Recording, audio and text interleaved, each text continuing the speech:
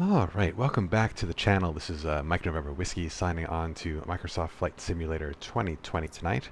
We are at Phoenix Sanya International Airport in the Hainan province of China. It's an island off the coast that is home to some luxury resorts.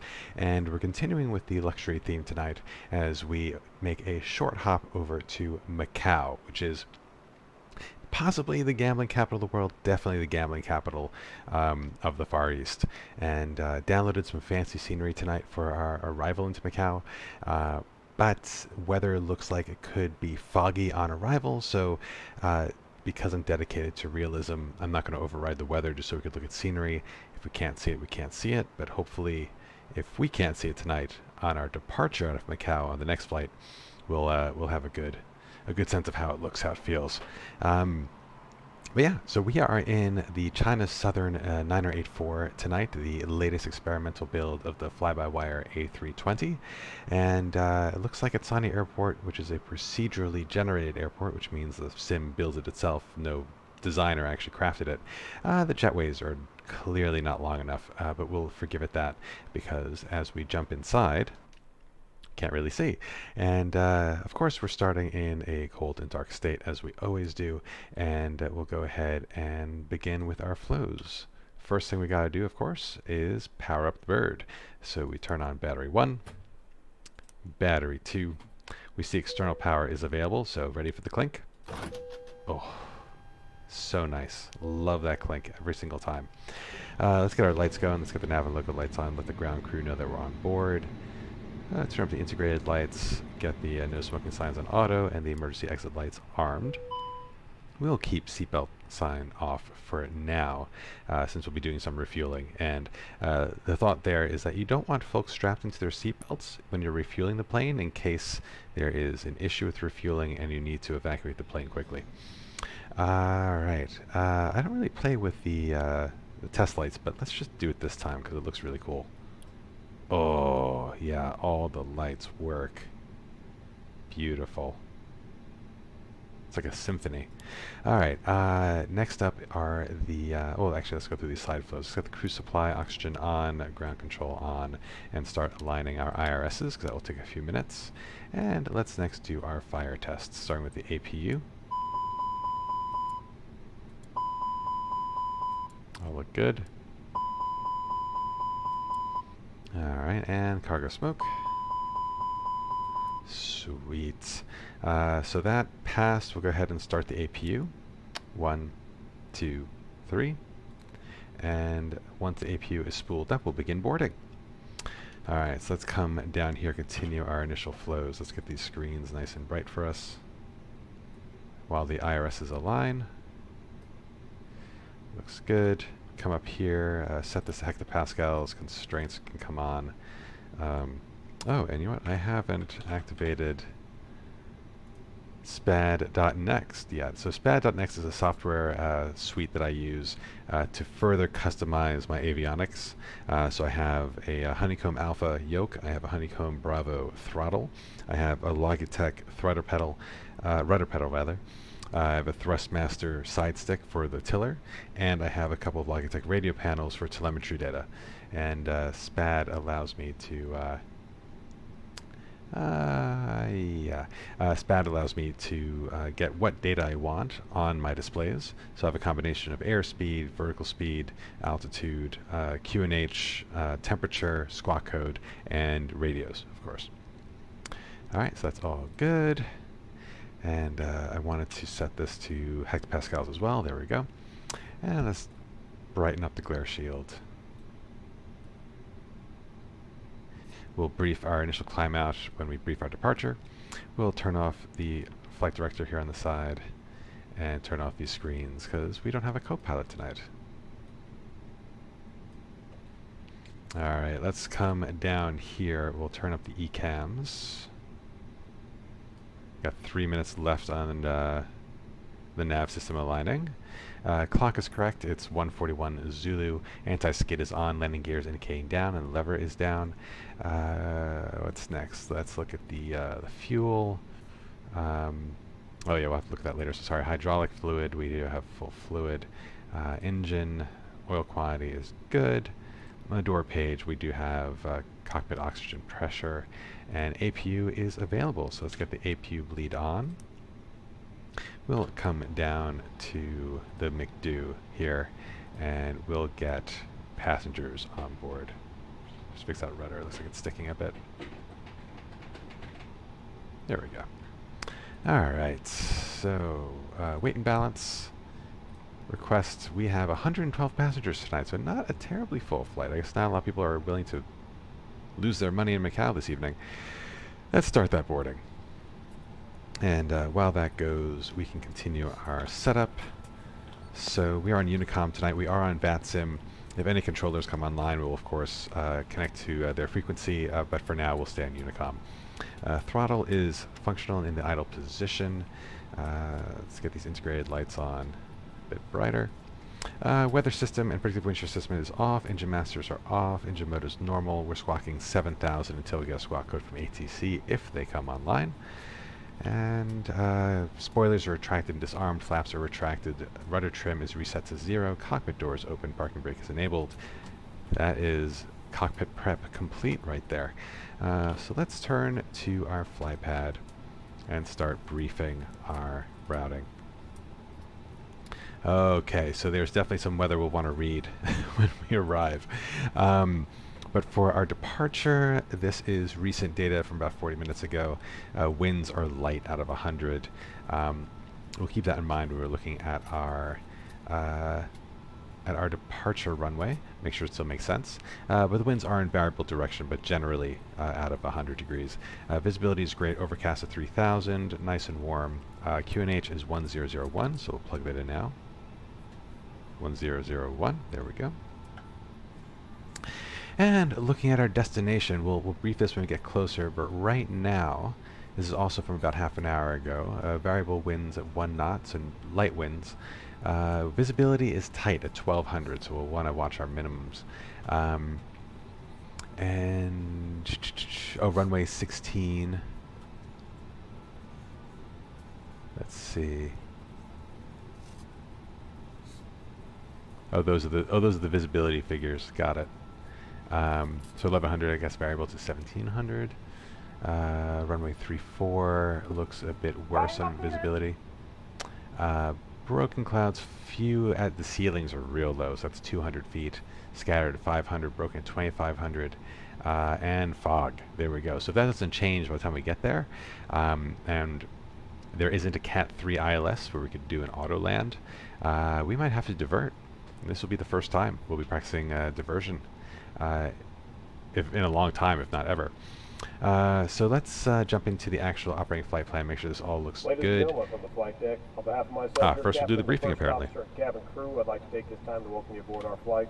We're just wrapping up some paperwork up front here and waiting to receive final numbers from the ground crew, then we'll be on our way.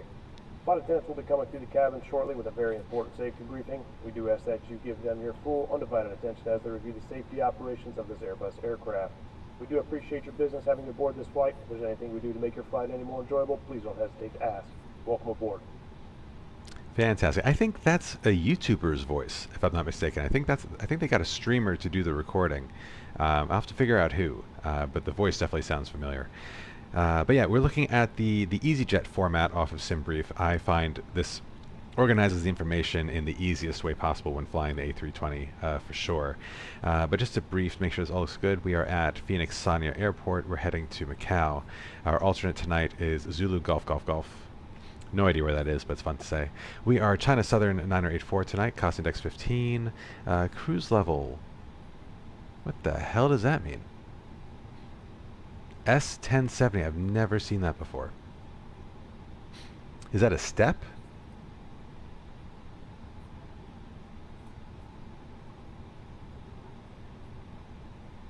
I really don't know what that means. Let's look at the vertical profile all the way down here.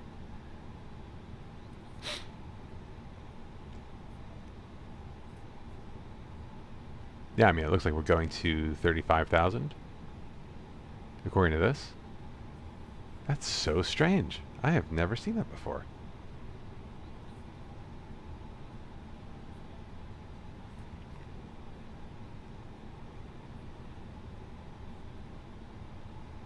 Yeah, look at the flight levels. That doesn't make any damn sense. Interesting. Okay. And looking at the flight plan, S1070.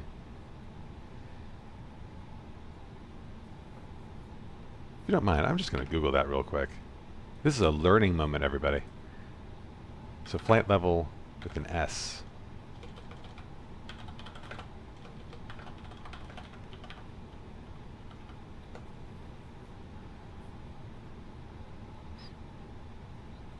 Ah. Oh, fascinating. Hold on. This is a thing.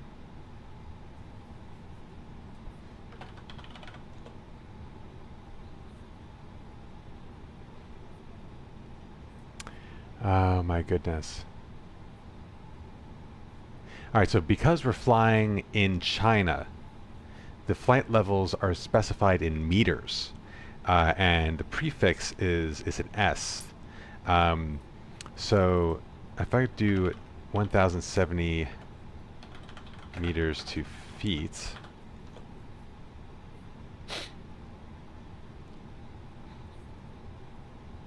and there's a decimal missing, but that's implying 35,000 feet. That's interesting. It's also annoying, but something I guess we'll just have to deal with. So we'll be tracking altitude in meters, but we'll just keep in mind that that is 35,000 feet. So that's our cruise.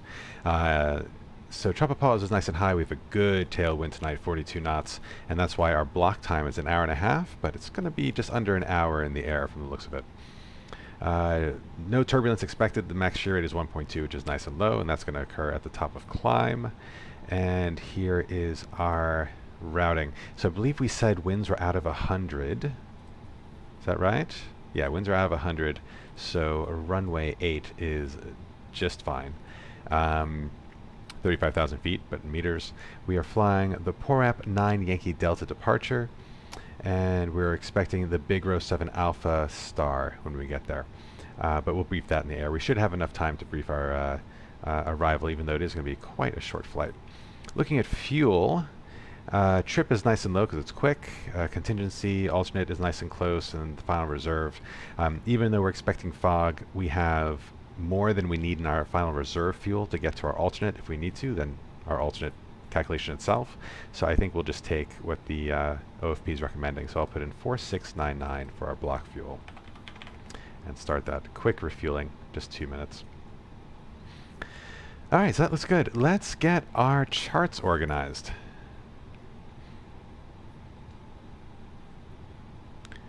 So loading up Navigraph. This is our old flight to get here from Ho Chi Minh City, so let's unload that.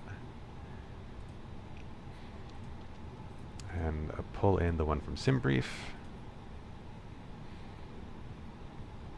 If any of you all watching want to join me on this flight, feel free. You can get the destination and departure information from the toolbar at the top. And it would be fun to fly with some folks, even though there isn't ATC at the moment. All right, let's see. So we have our departure loaded. Let's get the charts together. Open charts list. The airport chart so we know how to taxi around here, although it's a very simple airport. Let's get our standard instrument departure. We are looking at the PORAP 9 Yankee Delta. It's the 1 and 2 Yankee Delta. 9 Zulu Delta. Here we go. 9 Yankee Delta. And let's do a quick brief of this. We'll go ahead and pin it. So transition altitude just under 10,000 feet. That has to be, that's definitely not meters. Is it meters? Oh, Jesus. Is it all going to be meters? No, I think we're good. Oh, because look, they feet to meter conversion. How nice of them. So 3940, which is one of the minimums posted, is 1,200 meters, but we want it in feet, so okay. Good stuff. Good stuff. All right. Oh, interesting. The transition altitude is different if the pressure is different, but we are well below 1031 hectopascals, so that's fine. All right, looking at departures. So we're doing runway 8, so we're departing to the east. Fly to Sierra Yankee X-ray VOR, I'm guessing. According to last cleared altitude, climb to 7880. If not reached, join holding, descend to 3940, land according to IAB. Oh, interesting. So looking at this, where's the 9 Delta? This is the 9 Delta here.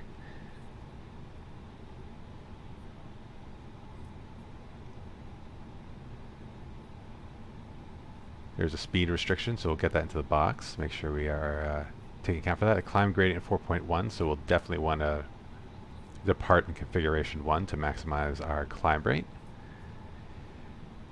Alright, what else do we need to know? Looks like our initial climb out altitude here is 2960, although it does have this instruction here to fly to 7880 by Sierra Yankee X-ray, which I do not see on the map here.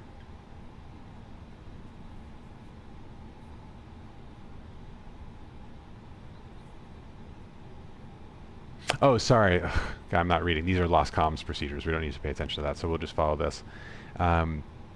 So yes, so definitely flying the 83-degree radial, because that is straight out the runway. Fly up to let's say 3,000 feet, hard left turn, and I guess once we get to Dosta, we can get up to speed and start climbing to our cruise. So that's fairly simple. So on the glare shield, let's go ahead and pump in 3,000 feet for that initial climb out. And that is good to go. We know we could do 3,000 because the line is beneath the 2960, so it's 2960 or above is where we want to be. Good. All right. So that's good for now on the charts. I think it is time to prep the box. So starting with the data page, making sure our IRSs are aligned and they're all showing nav. That's excellent. AC status, we have the LEAP engines loaded. That's correct. And we do have the latest AirX cycle. Actually, what is the date today? The AirX cycle changes next week, so we're still good.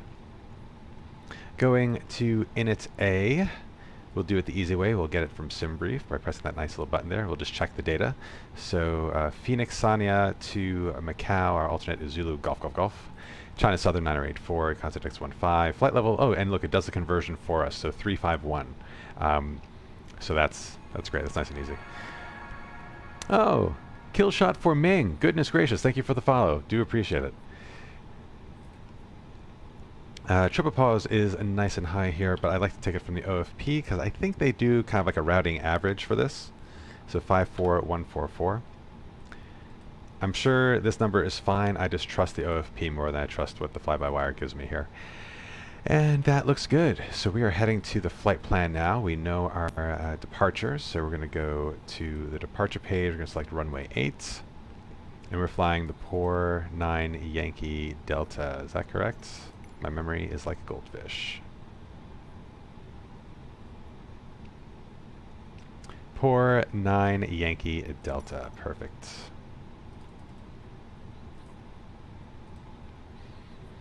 Alright, no transitions or anything like that, so that's nice and easy. So let's just check. We're going to set the nav screen to plan mode, and we can scroll through our fixes. So that's our initial climb out altitude, the 2960, so that's in there. To Dosta, there's our speed restriction. And then to Porap, which is the last stop on our SID. So that's nice and easy, nice and straightforward. Alright, and there, next we go to RadNav. So there were some RadNavs on this page. There was a reference to Sierra Yankee X-ray on the chart, even though it wasn't on the map. I assume that's the VOR in the area, but another way we can check is actually if we pull the approach plate for a runway 8, and we could use this for emergency procedures if we need to return to the airport. So we'll pull the ILS. And let's see if I'm right. Do we see Sierra Yankee X-ray here? Yeah, we do. That is the Sanya VOR. So we'll get that in to VOR 1 in case we need it. 112.5, the frequencies match. And on our departure plate here, we have an NDB. This just goes by K. Let's see if it takes that. entry out of range. It doesn't seem to like the single letter frequency monikers, so we'll just put in 305. And look, K shows up, so that is still valid. Alright, and before I forget, because I always do, we'll turn on VRR1 and ADF2, so we have it on our navigation display. Great, so rad navs are set, and the ILS is set in case we need to return. Because the MICDO is smart like that. Next is init B, which is for weight and balance. So zero fuel weights, 54.1 kilograms according to the MICDO, and that matches our zero fuel weight on the flight plan, so that's a good sign. Load that in. And let's put our trip wind in first. Hey, I'm doing alright, Killshot for Ming. How's it going? How are you tonight? Trip wind of 42 knots, so we'll get that in. Tailwind, 42. And now our block fueling is done.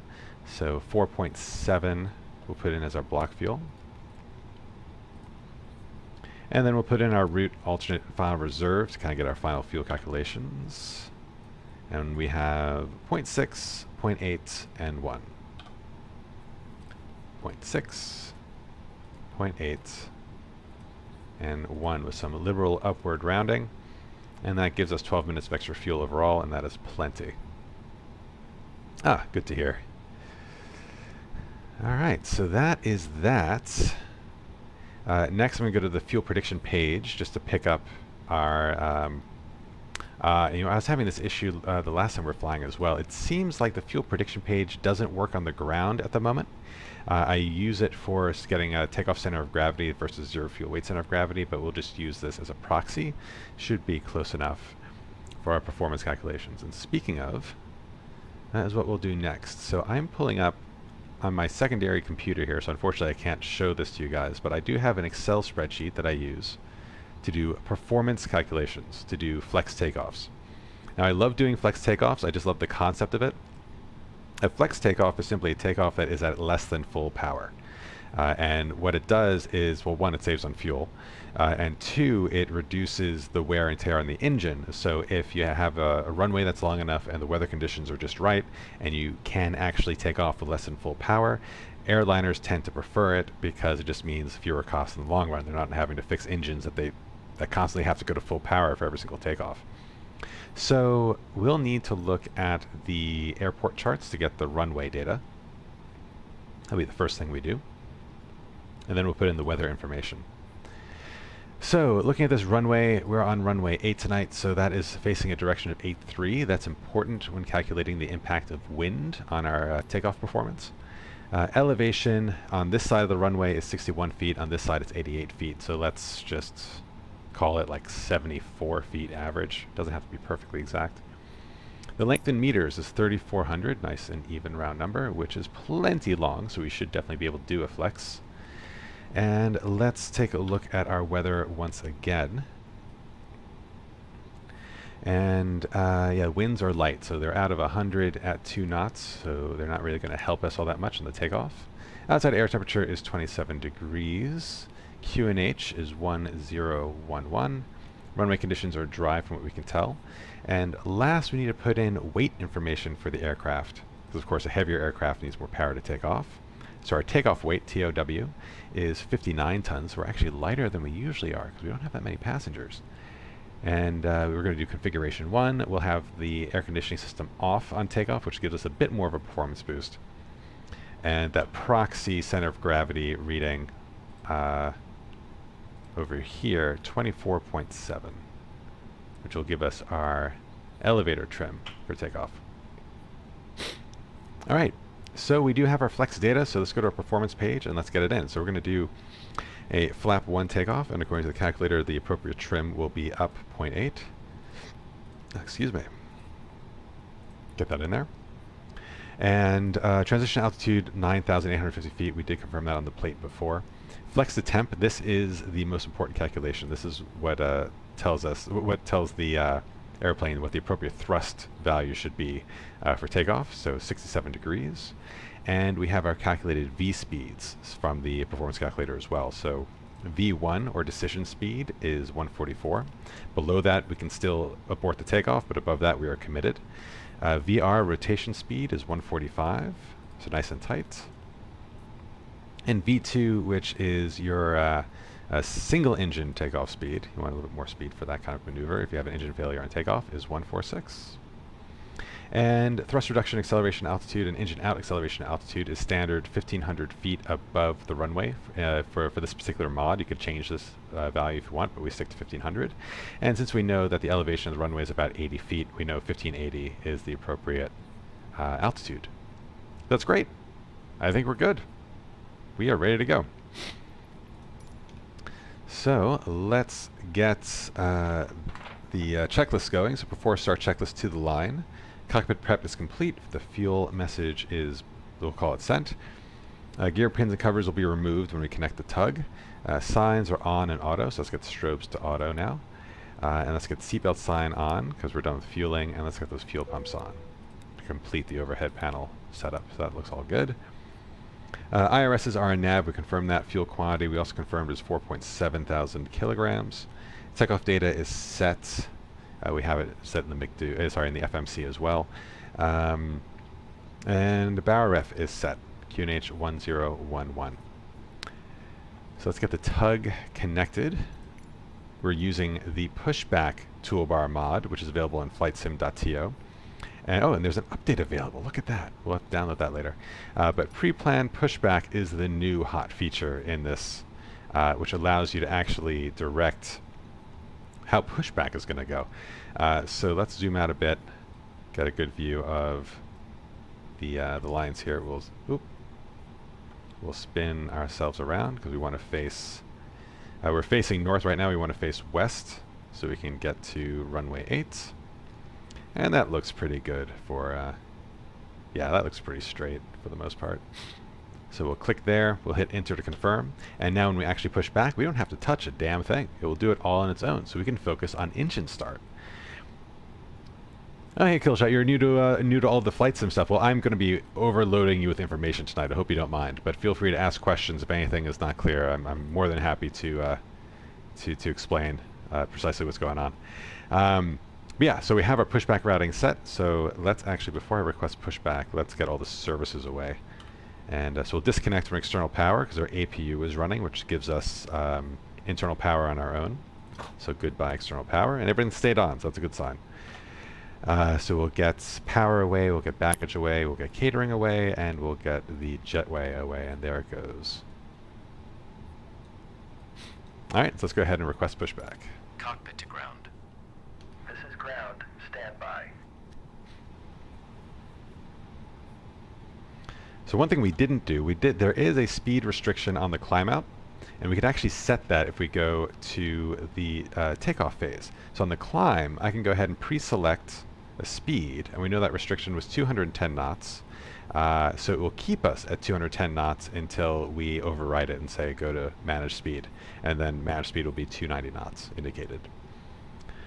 So that will keep us appropriately at the right speed. The other option is actually just to stay in managed speed if the data exists on your flight plan page. Parking brakes are set. You may lift. So here, like, look at DOSTA, there is a speed restriction. It's not consistent though. You see at these initial checkpoints, it would actually have us accelerate faster. We can manually override this, You're cleared for start. but I find it easier just to pre-select it in the performance pages, and then override it when we're ready to. All right, so the tug is connected. Let's go below the line on the checklist. So windows and doors are closed. Beacon is coming on because that means our engines are coming on soon.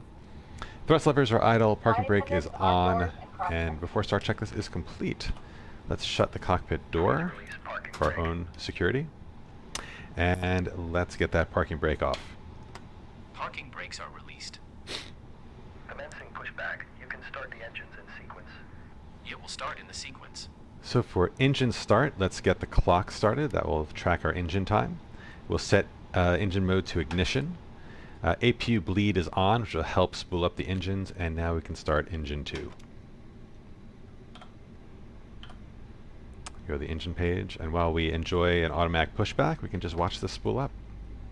So you can see the ignition is active on engine 2. It also is indicated here on the ECAM.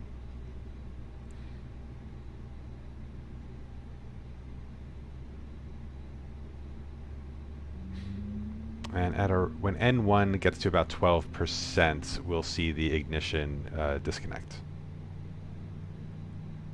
Fuel flow is active. Pressure is increasing nicely. Not all of this is modeled correctly just yet, but they're doing a pretty good job so far. All right, we're at about 12%, and then there we go, the ignition shut down.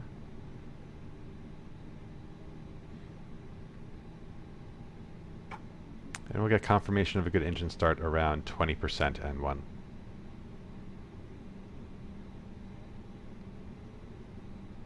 There we go.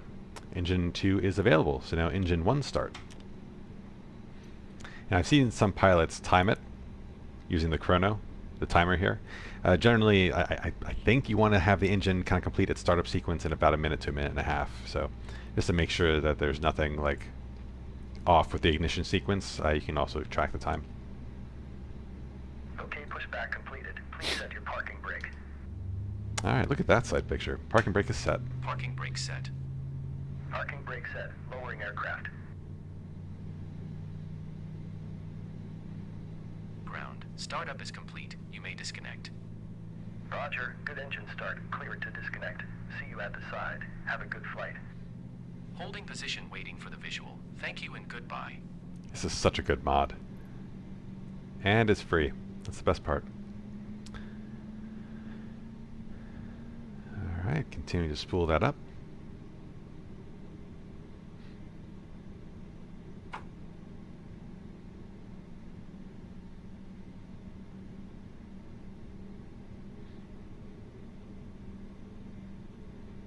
All right, 2 good engine starts. So we'll get the engine mode back to normal. We'll get the APU bleed off because now the engines are providing airflow to the air conditioning system. And we'll turn the APU off because the engines are now generating all of our power. Let's get our lights set up for taxi. And let's continue with pre-taxi setup. So we'll arm the ground spoilers at this point for a boarded takeoff, and we'll set our flaps to takeoff configuration. And let's go ahead and set our trim value. So if you recall from the performance calculator, I said trim would be up 0.8, and we set that right here. Up 0.8. And while I'm on the screen, we'll do our flight control check. So we'll do full left, full right, and neutral, full down, full up, and neutral. And we'll disconnect the rudders from the nose wheel for the moment, because we don't want that spinning as we do this test. So we'll do full left on the rudder, full right, and neutral. All good. Let's do our after start checklist. Anti-ice is not required. ECAM status is checked. Pitch trim is set, and rudder trim is set to 0 right here. So that's all good. After start checklist is complete. So at this point, we can taxi the runway. So let's just remind ourselves how to get there. And since there's no air traffic control online, we don't need to worry about making radio calls. But we will make traffic Unicom calls when we get onto the runway. So here we are. We could basically just do a hard left turn, go to taxiway Alpha, and go to hold point Alpha 1 to maximize our runway roll. Very easy. Let's do it. Parking brake is off, and we're going to give a little bit of power.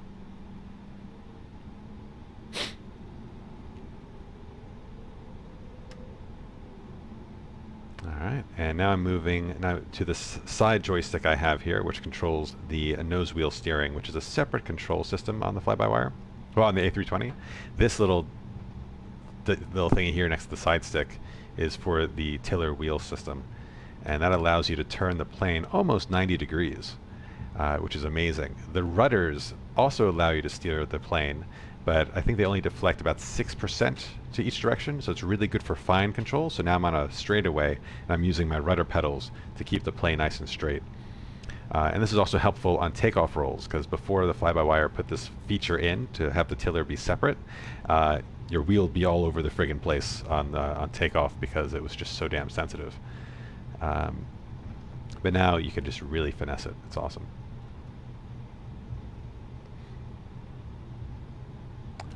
Start our turn. A little fast in the turn, but that's fine.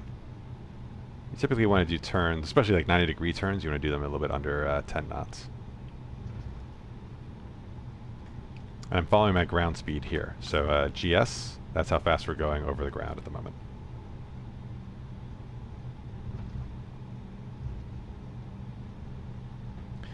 So I really wish they had custom scenery for Sanya, because the architecture, it's like Dubai level craziness. Not so much with like the crazy heights, but just the creativity and the shapes of the buildings in the city are absolutely nuts. And it's just like luxury everywhere. But we'll have to stick with the procedurally generated scenery for our departure. But if the fog lifts by the time we get to Macau, we'll have some good views.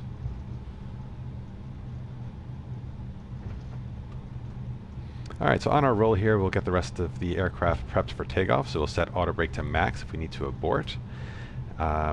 We'll start squawking ATC. We actually should have done that at the stand.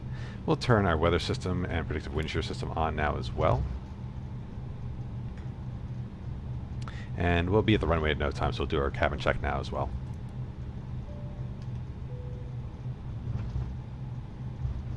Next, we'll test our takeoff configuration. Normal. And we could do our before start checklist to the line. So flight controls are checked, flight instruments are checked, briefing is done, flap settings are confirmed, V speeds and flex settings are confirmed here on the ECAM. It's going to slow down so I can multitask this turn. Going a little fast. That's better. ATC is set, and ECAM memo, takeoff no blue. For takeoff checklist to the line. We'll stop here at this hold point and complete our checklist items before we take the runway. Alright, so at this point we'll want to get our lights set for takeoff. So landing lights are coming on, runway turn-off lights. We're lighting ourselves up like a Christmas tree. Just to confirm, this is what lighting up like a Christmas tree looks like. There go the landing lights. And what else do we need? We'll want to turn our packs off for takeoff to get that extra bit of performance boost on the flex. And everything. We'll get our strobes on at this point. No longer need to be on auto. And ATC will go on, and TCAS, our collision warning system, will go on. And we'll do our radio call. Sanya traffic, China Southern 9084, taking off runway 8. Sanya traffic. Let's go.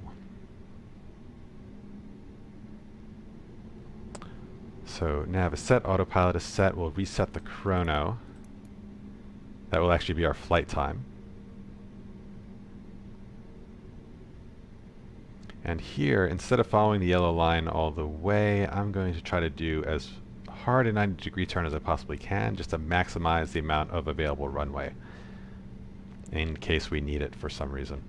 So slow down below 10 knots and begin our turn. I'm hard over. Careful not to lose all of my momentum. And yeah, I'm pretty happy with that turn. So that's us maximizing runway length. Calling takeoff. Power to 50%. Engines are stable. Flex. Confirm man flex SRS runway. Selected speed 210 knots.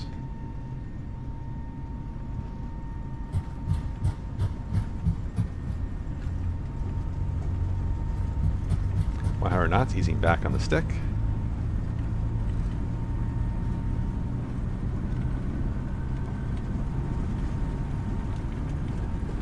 V1, rotate.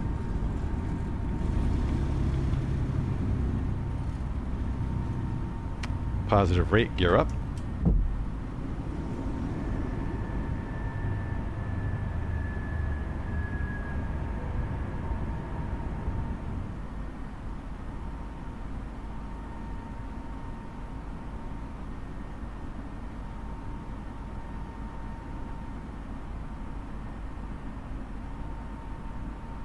So we'll want to get to 3,000 feet pretty soon.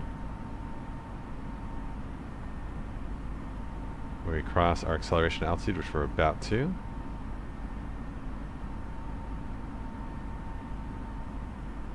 Interesting, it should have given me the signal to go to lever climb, but I'll go there myself.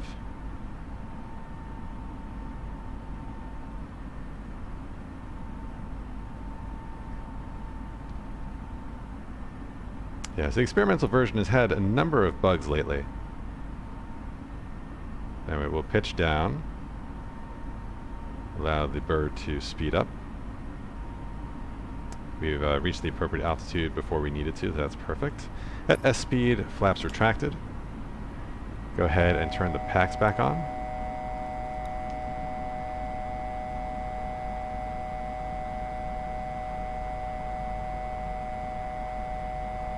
And ground spoilers disarmed.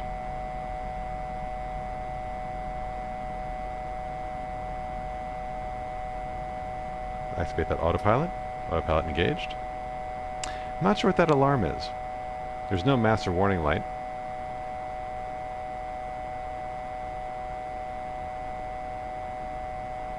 We might just have a bit of a buggy fly-by-wire on our hands tonight. Hopefully that will turn off soon.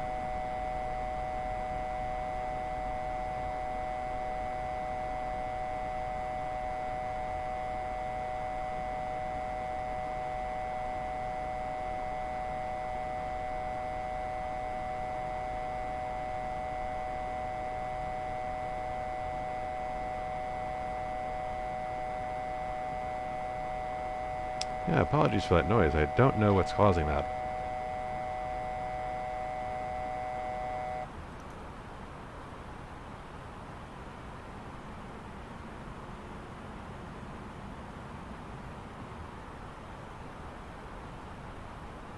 From the flight deck, ladies and gentlemen, as you may have noticed, we have begun our initial descent down to our destination. That's a bug. Now would be a good time to wrap up any business you need to take care of as we prepare for our We're definitely not in descent If mode. you are up, once you return to your seat, But we are going to go up to 35,000 feet. Drive safely at the gate.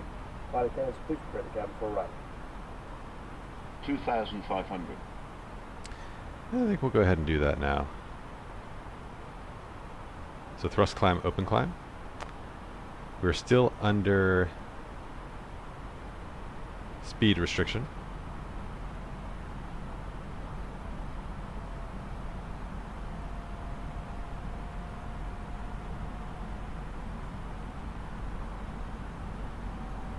I think I confused the fly-by-wire into us going to landing mode. We'll see if we can override that. Oh yeah, it's figured it out.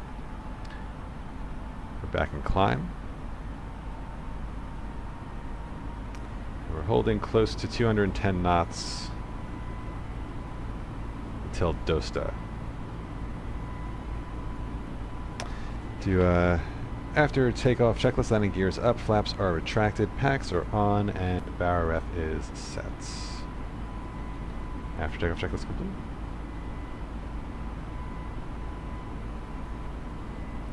We are definitely flying through some soup at the moment. Oh, whoa! That is cool. God, I love breaking through the clouds. That is amazing.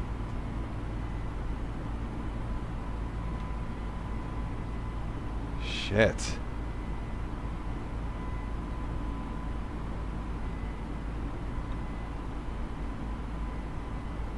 You can imagine what this game is like in VR, man.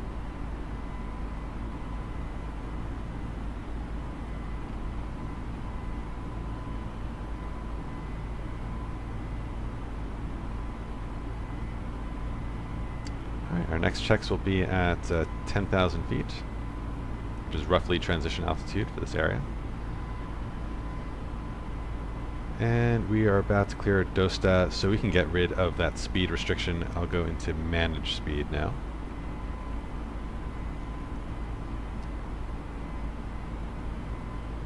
And you'll see we'll pitch the nose down a little bit automatically, allow the plane to speed up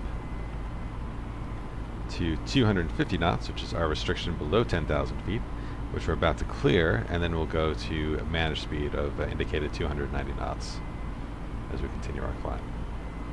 So at 10,000 feet, let's get those nose lights off, since the nose, the wheels are in, the wheels are retracted. We'll get those landing lights off since we're above 10,000 feet.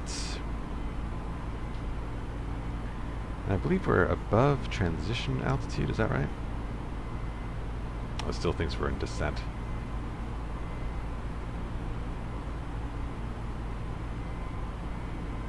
That might be a problem for our speed.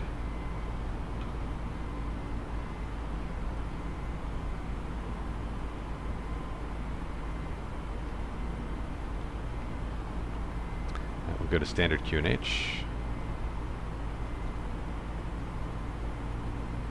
I think we're fine because we're still accelerating 290 knots. So hopefully the McDo realizes we're actually still climbing.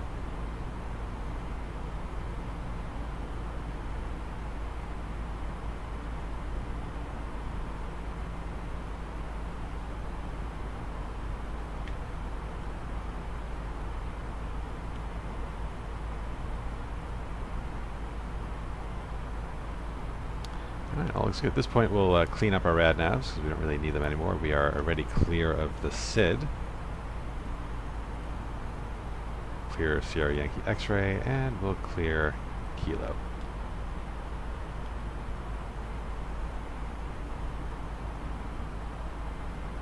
Again, this is going to be a very quick flight, less than an hour in the air. So we'll brief our descent pretty much as soon as we get to the top of climb.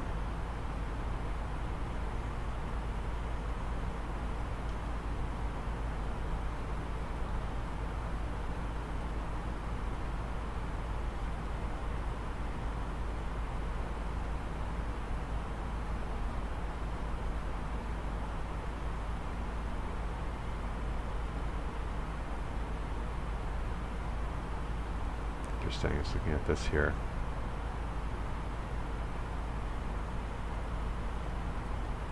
If I put this in, I won't even take it. I'm trying to figure out a way to get this back to climb mode. If anyone knows, please let me know.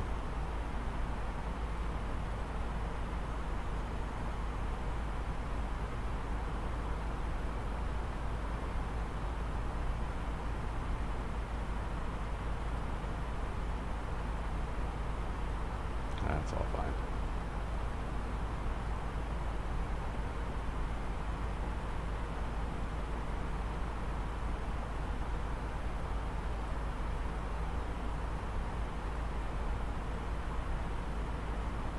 I don't think any of that's going to help us. No worries. Again, our speed is fine, so. Despite what the computer says, the plane seems to know what it's doing.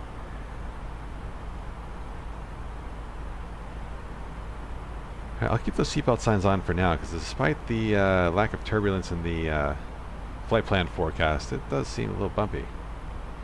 Judging by how the speed is flying around, and see a little vibrations in the sight picture there.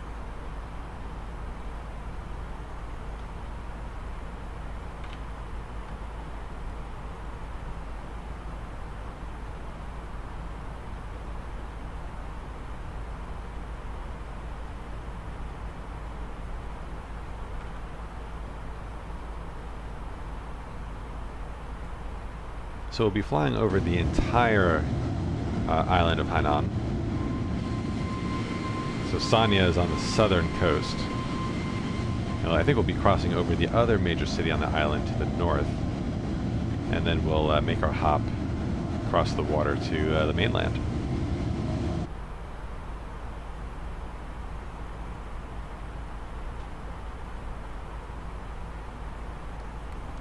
Expand our range so we can see more of our flight plan. There's pretty much the whole thing.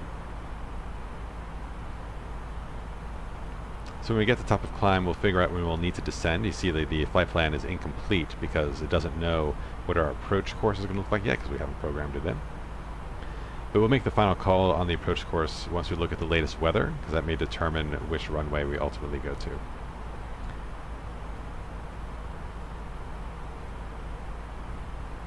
If ATC was online, they would clear us to a specific approach anyway. We're just going to be our own air traffic control tonight.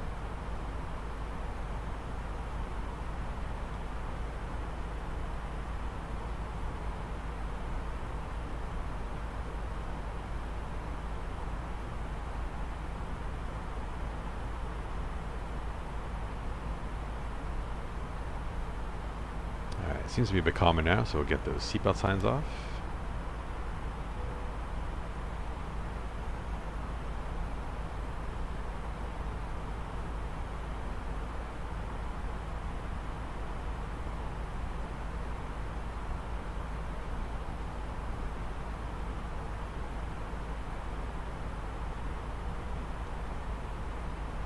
And our actual flight level tonight is 351, so let's be real exact about it. Look at that.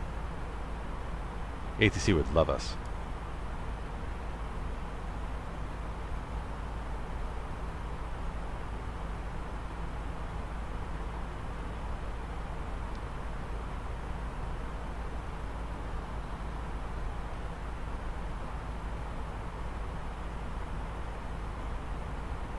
Alright, so we have net headwind here tonight. So just a quick tutorial on how to read this.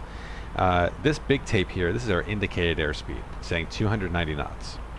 But we're not actually going 290 knots. This is pressure sensitive. So as we increase altitude, the air gets thinner. There are fewer air molecules that the sensor is reading. So it's assuming we're going slower than we actually are. The navigation display does a conversion from indicated airspeed based on our altitude to what is called TAS, true airspeed. And this is actually how fast we are moving through the air. But we have a third speed value here, which is called ground speed. And this takes into account any headwind or tailwind vectors that are influencing how fast we're actually traveling over the ground. So I like to think about it like if you're driving down a highway at like 50 miles an hour, and a car passes you and they're driving 80 miles an hour. From your point of view, they look like they're driving away from you at 30 miles an hour, right? The difference between their speed and your speed. Similar with airspeed and ground speed. So if we're traveling 439 or 440 knots through the air, but the air itself is moving 50 knots over the ground at an angle, so let's say net 30 over the ground, you're going to be going 30 knots faster over the ground. That's how that works. And you'll see as we increase in altitude, we'll stay at 290 knots indicated, but as the air gets thinner, we're actually going faster. So you'll see true airspeed creeping up.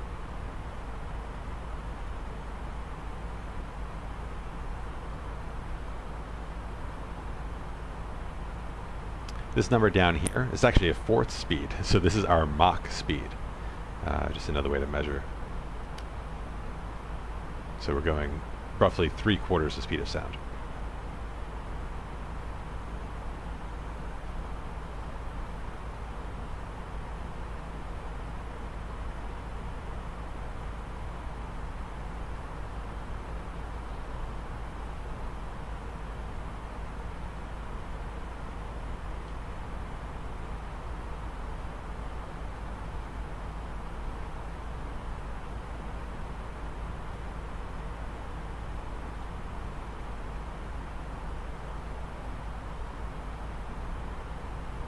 Putting up the cruise screen here. I like the screen during cruise phase because it just summarizes the most pertinent information across all of your ECAM pages.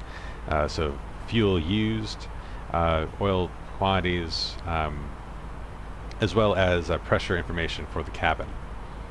So even though we are approaching 30,000 feet, the cabin pressure is simulating an increase in altitude of 300 feet per minute, and it feels like you're only 5,000 feet above the ground in the cabin.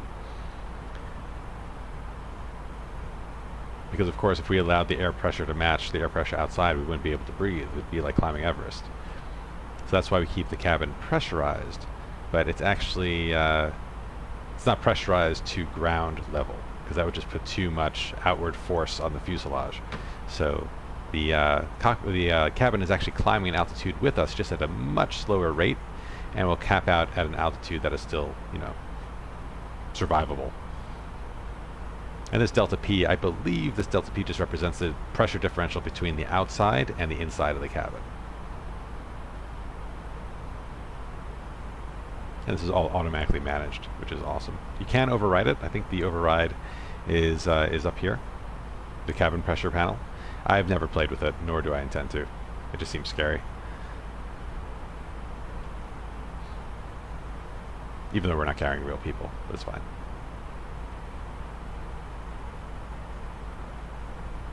Alright, so we'll be at cruise altitude in about 2 minutes, at which point we will start organizing ourselves for the descent, because it will be coming soon.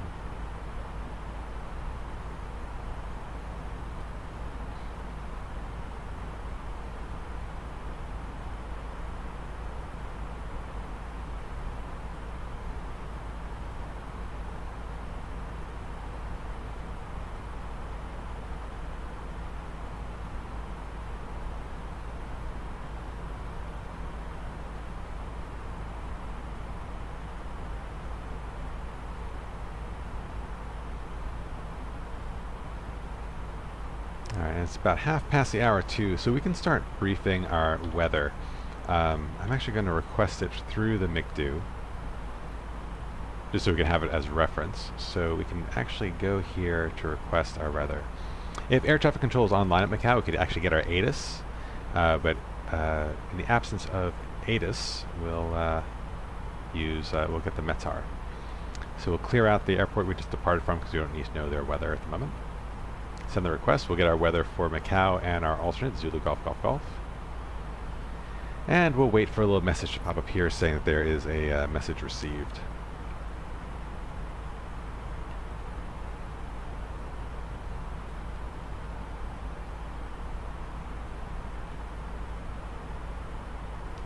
Quick peek outside. So it looks like we're approaching the north end of the island. So I think this is the other major city in the Hainan province.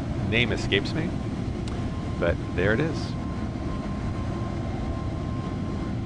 It's quite beautiful.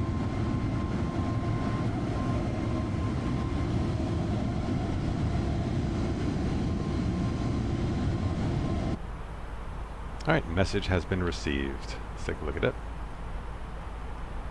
METAR information, and it's fairly recent. It's from about half an hour ago. Let's print it and brief it. This is another nice feature of the mod. You could actually print out the METAR information, so you could have it as reference as you're navigating the McDo pages. I bet you that's realistic printing speed too, because it is nice and slow. Alright, so looking here, so the 18th of March, 2 Zulu, variable winds at 2 knots, still light winds. Visibility is a bit better. It's about 3 kilometers now. Is that feet or kilometers? Good question. I'm not sure how it is in China. BR, I think that's the code for mist. So the ceiling is still quite low, 600 feet. Scattered clouds at 1500, broken at 2500, but no significant weather. So we'll just have to watch to make sure that this doesn't violate minimums. Before the flight, as you begin to settle in, I do want to remind you to please keep your seat elbows clear from the aisle, as the flight attendants will be coming through the cabin with galley cards shortly. Also, one more reminder to please refrain from congregating near the front galley where the flight deck door is located. Thank you. Alright, so the McDo did correct itself. It realized once we got to cruise that we're in the cruise mode. So that's all good. First thing we want to do is make sure that the runway that we are looking for is still appropriate. And it will be because the winds are so light. They don't even have a direction. So we'll just stick with the flight plan. So let's go ahead and see what charts we need. So the Big Row 7 Alpha Star. And what we're looking for at this point is our first altitude restriction so we can calculate our top of descent. So looking at the Macau charts. And the star, the Big Row 7 Alpha. Here it is. And it looks like our first restriction will want to be at 8,900 feet at Gurin. There is no flexibility. We have to cross Gurin at 8,900 because we have bars above and below. So that'll be our initial climb, initial descent points. So I already forgot what it was, 8,900? 8,900. So go to our calculator here. We'll start with our cruising altitude. Our target altitude is 8,900, and we'll need 82 miles to get there. Let's call it 85 miles. And that point is at Gurin. So what we're going to do, we're going to come over to the box here. And we're going to click on Flight Plan and go to this top left button. Then the top right button to get to our fixes page. We're going to type in Gurin, because that is the point of interest.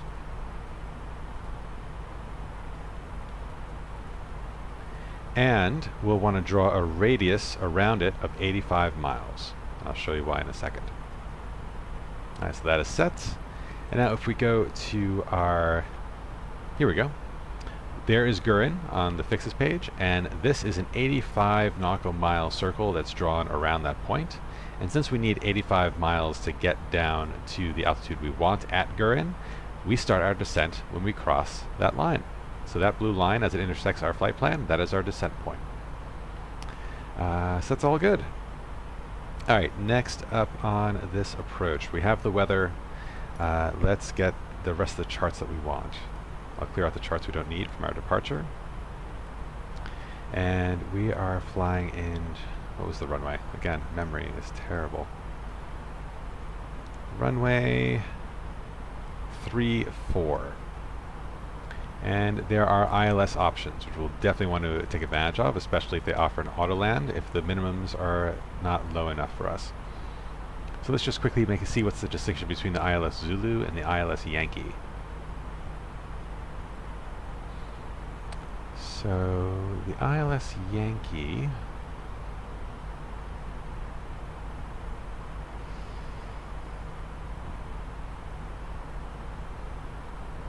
it's not always obvious what the differences are.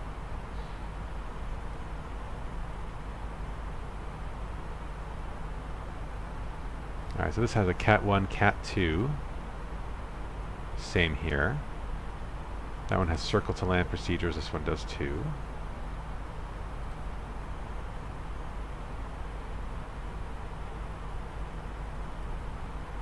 Misapproach procedure looks fairly... Oh, the misapproach procedure is different. Let's see why. Alright, so that's tracking to the VOR, while this one, also on the VOR.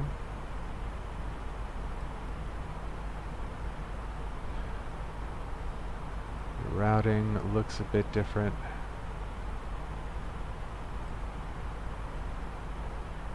Yeah, I think in this case we could just choose one.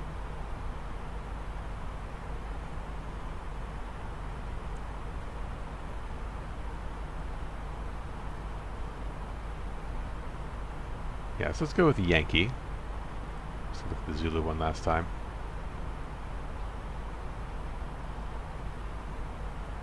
$3,000 feet. Let's see if the minimums are any different.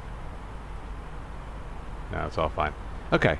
Let's go with the Yankee, and looking at the Cat 2, the minimums are nice and low. So even though we have a 600 foot ceiling, our minimums are 100 feet. So we should have visual on the runway, no problem. And the visibility minimums are nice and low. So I think for Cat 2 ILS, which the A320neo can definitely do, I think we're good. So we'll have a nice IMC landing. Very cool. There's a lot to digest here.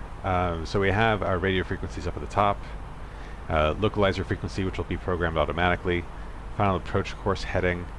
This will be where we intercept the glide slope, so it's at 3,000 feet and 9.2 miles from the runway. These are the minimums, again just a repeat of the information down here. So radio, Barrow and radio minimums. Airport elevation, missed approach procedure. Transition level is by ATC, so we'll just assume it's the same as the transition altitude for our purposes. And we have the overhead view of the approach course and the vertical view of the approach course. That's pretty standard, descent angle of 3 degrees. We are going to have PAPI lights on the approach. And this is a visual reference of the misapproach procedure, which is described in text here. So straight out to 600 feet, then a right turn to 3940, and there's a speed restriction on the misapproach. All right, cool. So now that we have all that information, let's also get our taxi information. Let's look at the airport map here. So very simple airport. Look at this. Oh, very cool. We get to go in like a water bridge to the terminal. That's sweet. So we're coming in runway 34. It is nice and long. So we'll probably not make Foxtrot, but we'll exit, I think, at Gulf. So we'll take hotel to the main apron.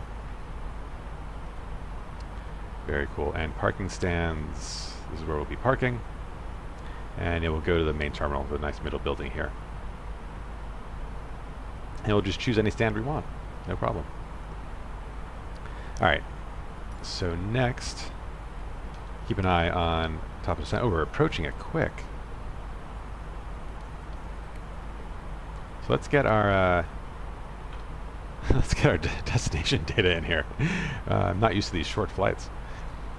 So we are going to be arriving on ILS runway 34. Oh, there's also an X-ray, but I think we chose the Yankee. Is that right? I'll just keep this open. We chose the ILS Yankee for 3-4, so 3-4 Yankee, and the big row 7 Alpha, Is that right? Memory is terrible. Apologies, everyone. Big Row 7 Alpha. And Vias. So that will be...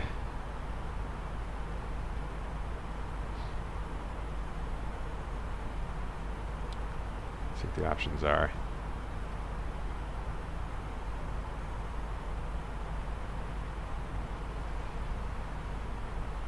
Oh, interesting. Oh, that's the 1 Alpha. Sorry, 7 Alpha terminates here. Oh, so UJ. That's what we'll want. And insert. And we'll want to make sure that that all makes sense. So big row. That looks generally right to me, although... Oh, I was reading the chart upside down. We were going runway 34.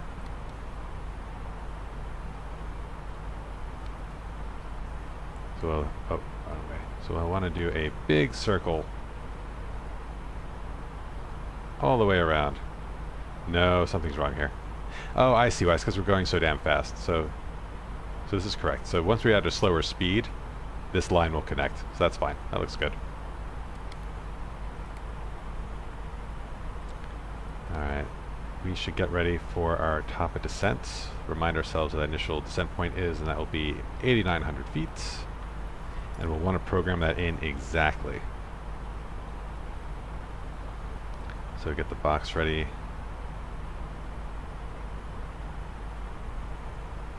Down to 9,000, and then change to hundreds, 8,900. We'll cross that point in about 35 nautical miles.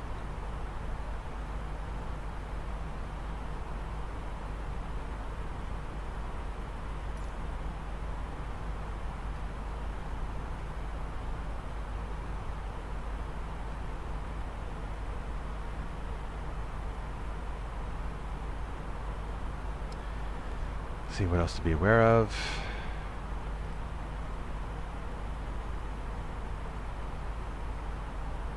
So once we begin our descent, because I don't want to miss the point, we'll get the rest of the McDo set up. We still want to go through our RadNav pages, look at fuel prediction. There's still a few things to do on the box, but we're so close to top of descent. Definitely don't want to miss it.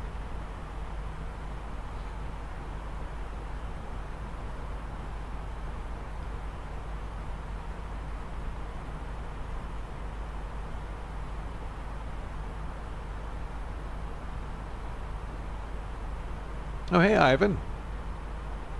Sorry, I completely missed Ivan's messages. I think he may have left us already. But he joins us on a lot of these. He's been a great companion.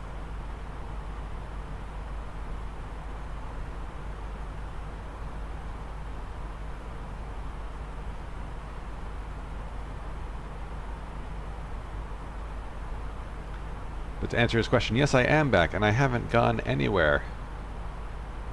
Still doing about 2 or 3 streams a week.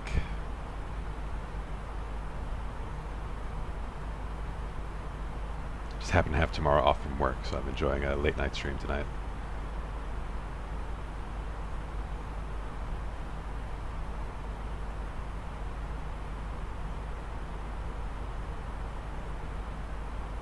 Take a look outside. So still flying over water, but mainland China is very much in sight. Lots of cloud cover.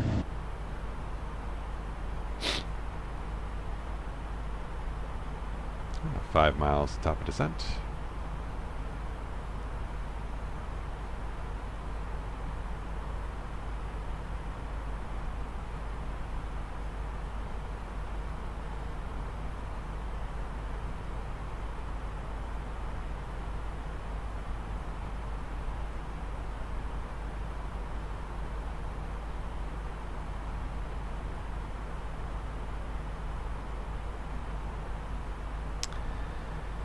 Alright, and down we go.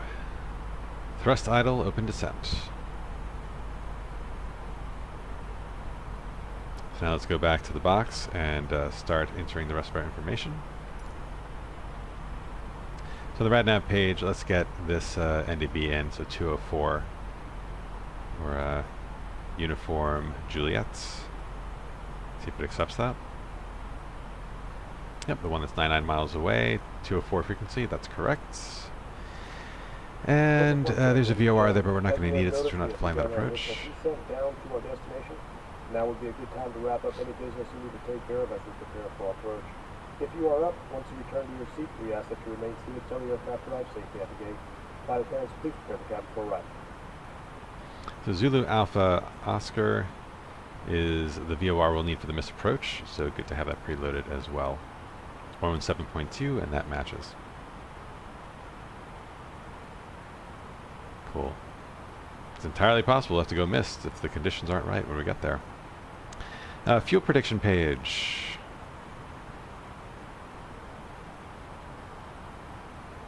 Not functional. I definitely think this is bugged on the experimental version. If we go to the init B page, is our... Yeah.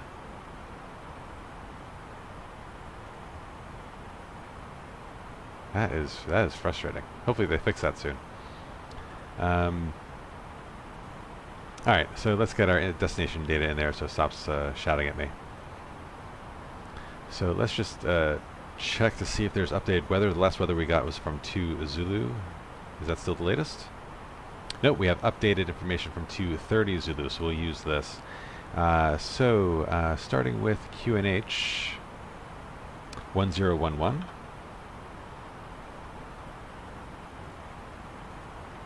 Temperature 23 degrees, winds 110 at 3. 23, and then 110 at 3 knots, nice and light. Transition altitude 10,000, that's fine. It would be set by ATC otherwise. Minimums would be set by here, and yeah, 100 feet minimums for Cat 2. So nice and low. And I think for this approach, I think we will do a full flap landing. There's no climb out requirements from what I can see for the missed approach, so that's not a consideration. Runway is nice and long, but I feel like with the weather, a slower approach will overall be safer. I can't remember if full flaps is better for turbulence or not, but probably worse because it creates the most drag. But regardless, I'm feeling the full flap landing tonight. Nice slow approach speed. So we'll go ahead and do that. So that is all set.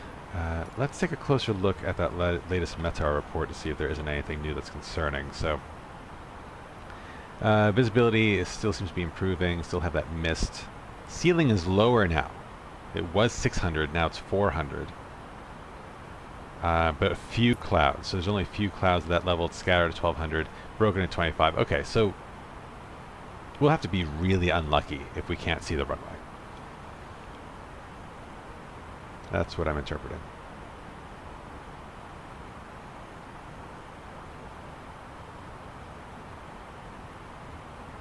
So since we're cleared below transition level, we'll go ahead and go to local QNH.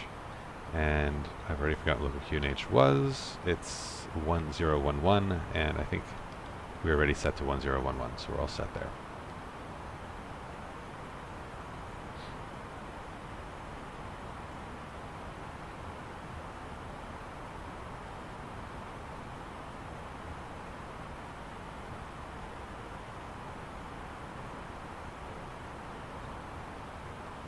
And just see on the flight plan, they're expecting us landing at 4 past the hour, so 13 minutes from now. This will be very quick.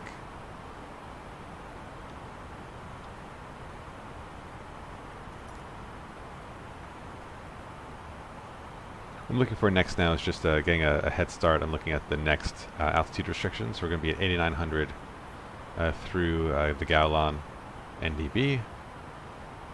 And then we'll go straight to Papa. We'll intercept at 3,000. So after Gaolan, we'll go to 3,000. On the box, I'm seeing other waypoints here. Oh, actually, I see. Oh, it wants us to go to Romeo first.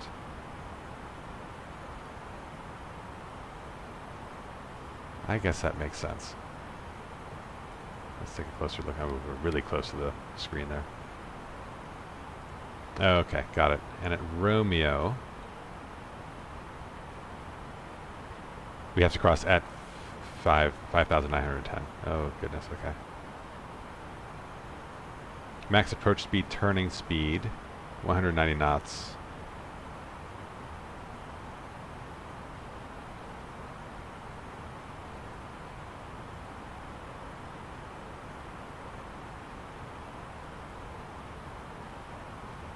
So we're going to ZOW 180. The intercept point to Papa. Oh, something's weird here.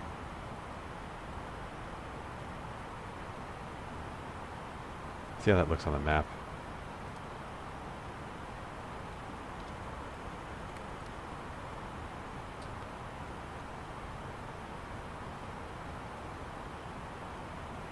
Z Alpha 180. What is this intercept point? It's Papa.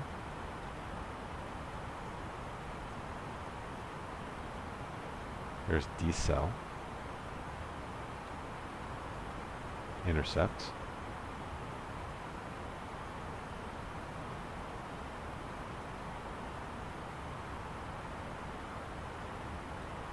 You can see it's redrawing as we slow down as we descend.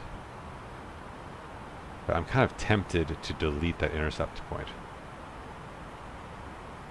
I want to go from Romeo to ZOW 180.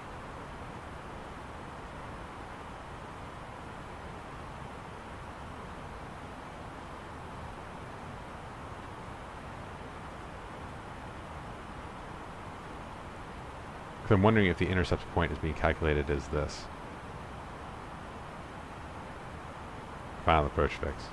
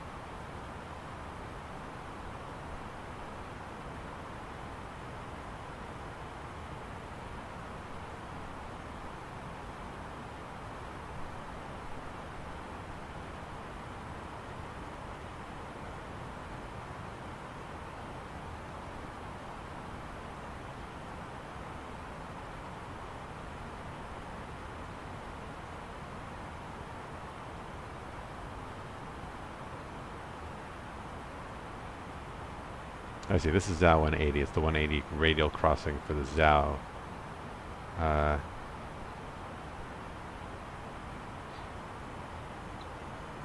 ZOW VOR.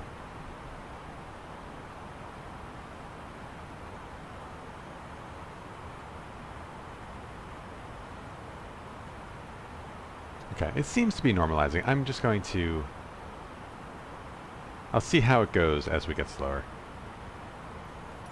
I don't want to be deleting waypoints that I possibly need.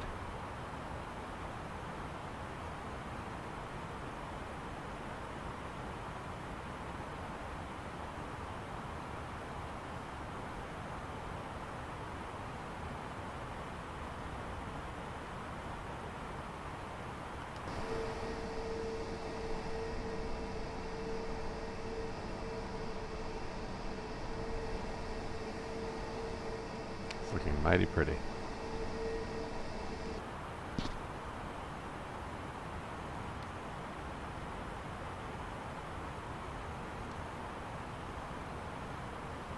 That's about 10 miles from Gurin. We're looking on track to be at the right altitude. I'm going to cross Gurin at 58. Yeah, it's about a minute from now.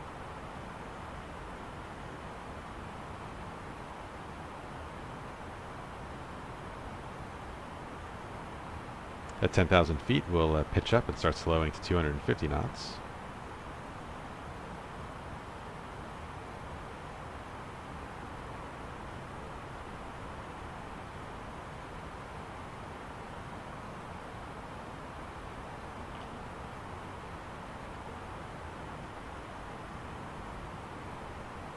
Now that's a really quick descent.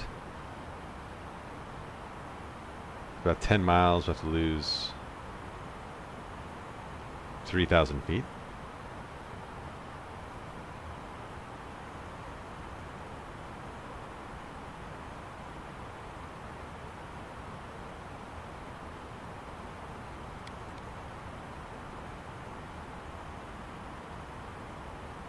So we're going to be a bit high crossing this.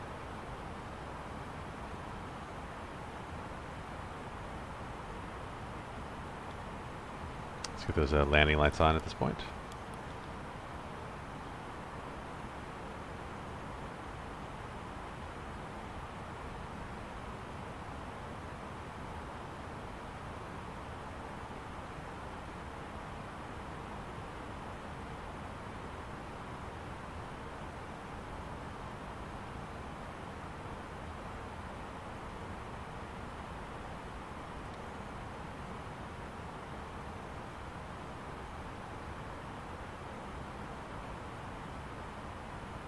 Getting a little turbulent, we'll get the seatbelt signs on.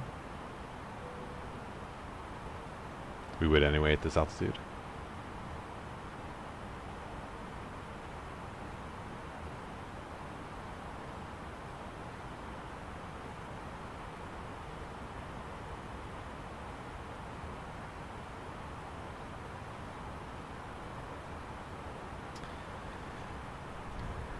Alright, so looking at the waypoints ahead of us.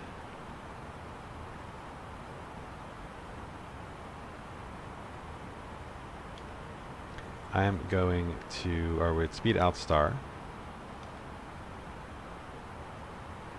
And I am going to select 3,000 feet.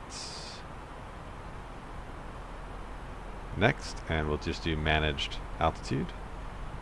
And it should keep our restrictions in check.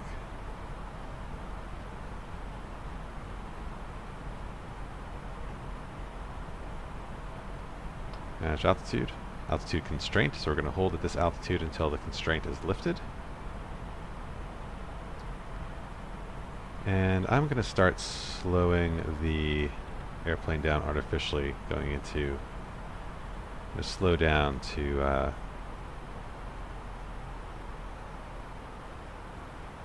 get down to green dot speed at this point.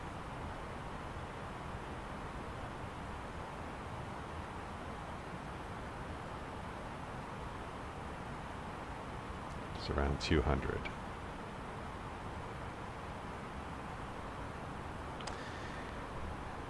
And there's the intercept waypoint. We weren't seeing the intercept waypoint before, because I think we were going too fast to actually hit it. But that looks fine. That's going to get us right on the ILS, no problem.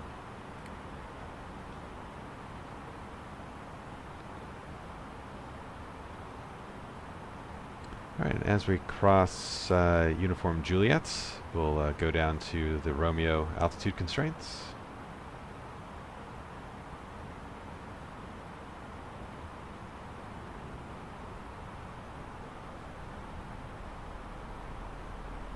I think at this point we'll do our approach checklist. The briefing is confirmed, ECAM status is checked. Landing distance is confirmed. We're going to do low braking on the landing. We'll be going really nice and slow. Seatbelts are on, bow ref is set, and minimums are set, and engine mode is set to normal. Approach checklist is complete. Definitely turbulent here, look at that. Being knocked around.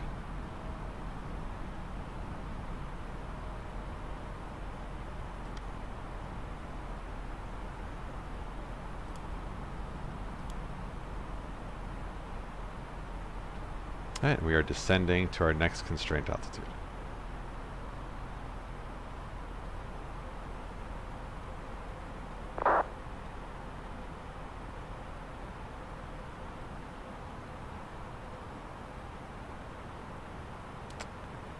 Alright, that's not going to impact us. It's a different airport. Oh, whoops. That's another pilot saying to Victor Hotel, Hotel, Hotel traffic descending from flight level 340. Abbey 2 Bravo arrival, runway 25 left, ETA. That's really nice of him to give us that much information. I usually don't do that when I'm on Unicom, but maybe I should. Alright, at this point we'll get our landing system on. We are already picking up the ILS. We're 20 nautical miles out.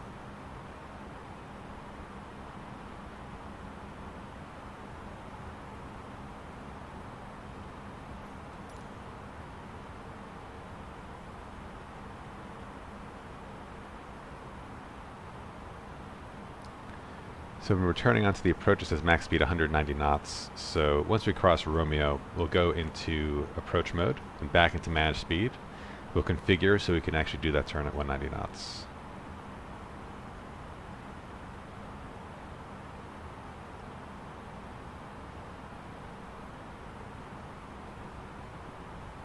Get these screens a bit brighter.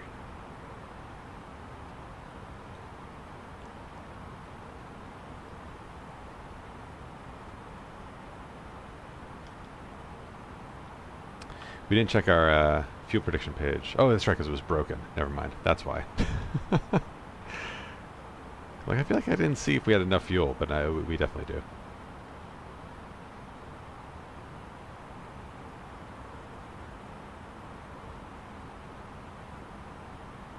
It's even going nice and slow. Let me pull out some speed brakes. Accelerate this descent a bit, because we're going to be crossing Romeo a bit high.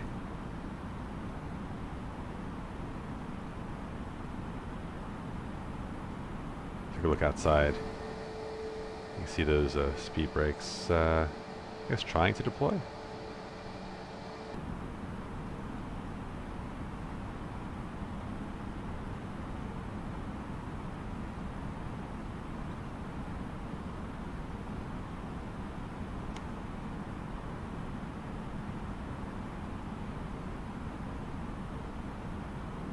Alright, now we're going down to 3,000. At this point, I'm going to activate the approach phase.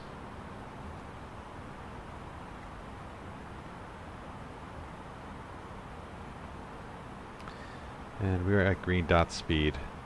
So speed checked, flaps 1. And that will get us down to S speed, which will be below the speed limit for the turn. And then we'll continue our configuration once we're on that final approach. That'll give us, yeah, over 10 miles to configure the rest of the way, which is plenty.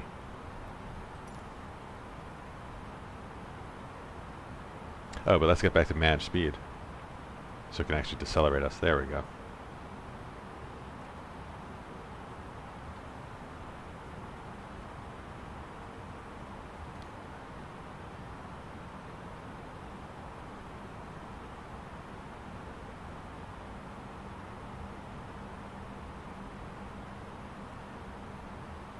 So we're still below the glide slope, which is just fine.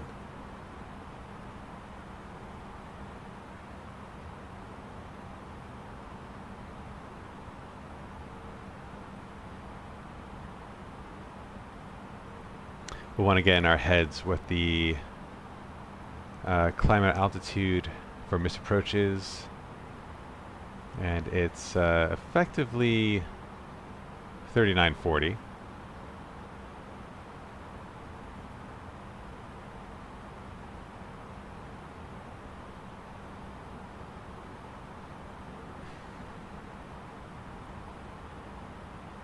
And once we pass the VRR up to 6,000. So that initial climb out of misapproach will be just under 4,000 feet, so we'll program that in once we are on the approach.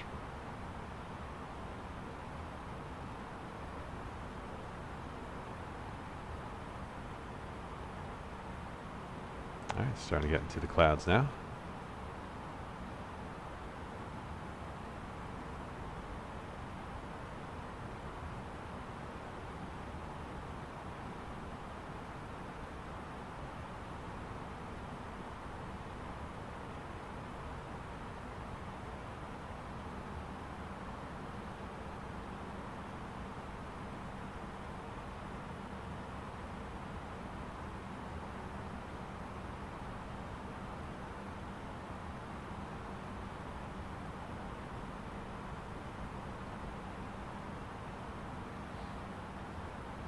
Speed Alt Star.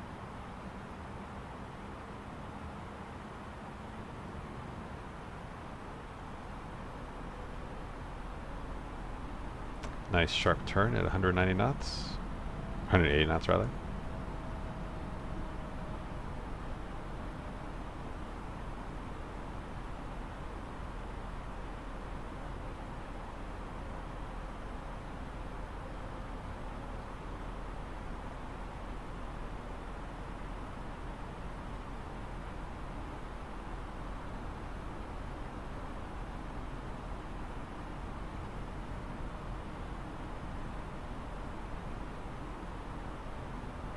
At this point I'm going to arm the approach.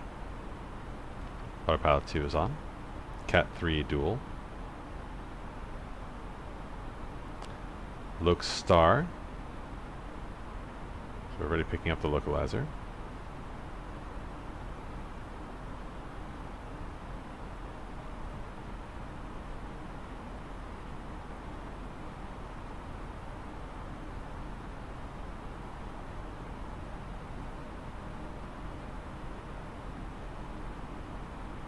There, the localizer is coming in.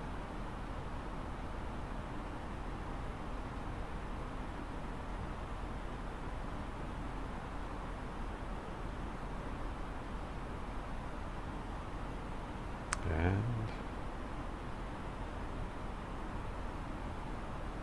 we're established on the localizer. Fully established, I guess.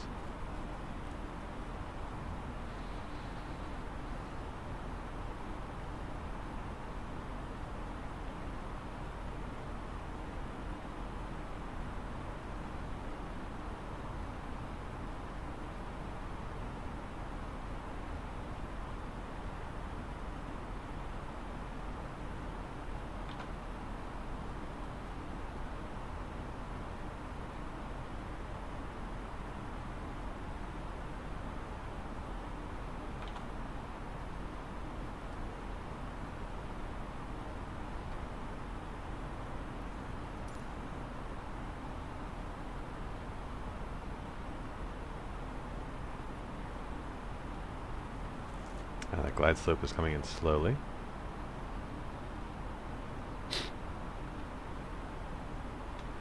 Macau traffic, China Southern 9084 on 10-mile final for the ILS runway 34, Macau traffic.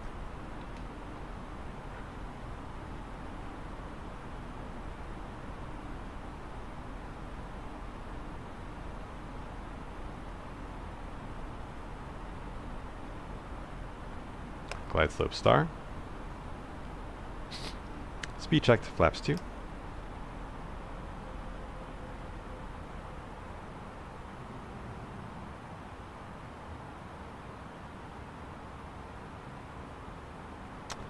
Flap 2 confirmed. Gear down.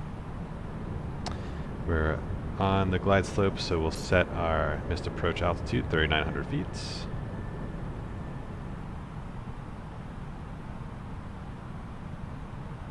The gear down, we'll get our lights on. And spoilers are armed. 2,500. Radio altimeter is alive.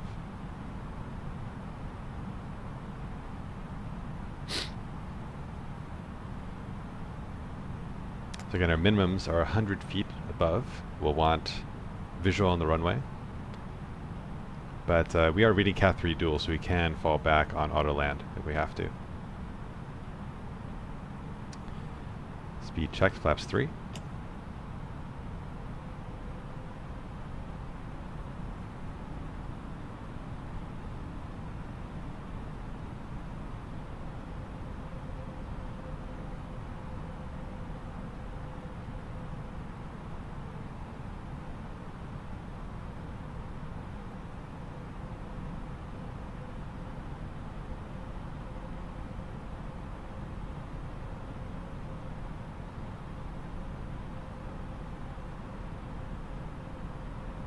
We're 5 miles from the runway.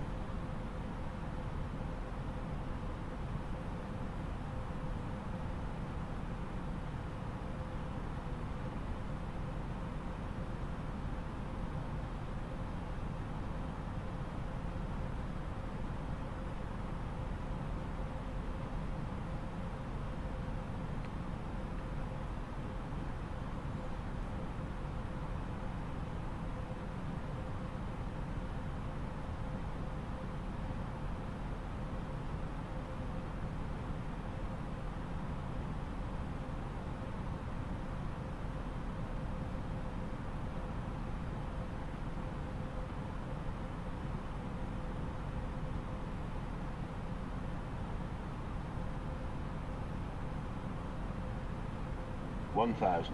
1,000. Speed check, flaps full.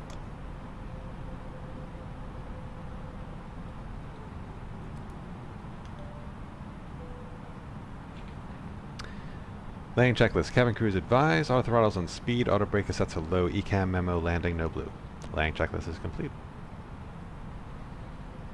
Got 600 feet to minimums. I have visual on the runway.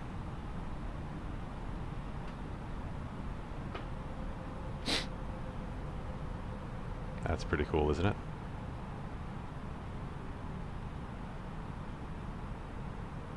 $500. 500. Autopilot off.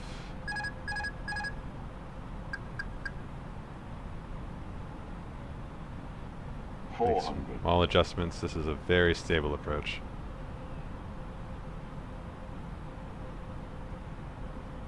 $300.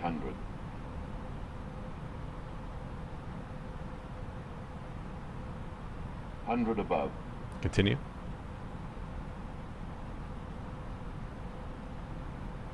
Minimum Continue. 50, 40, 30, 20. Retard. 5. Oh, did I bounce? I bounced. Oh my god.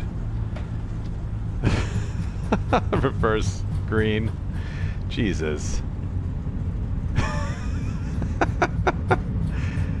70 knots. Oh, I had that. I can't believe I let the thing bounce. Rolling out. We have a long way to roll to that far taxiway, so just let it go. Ah, goodness gracious.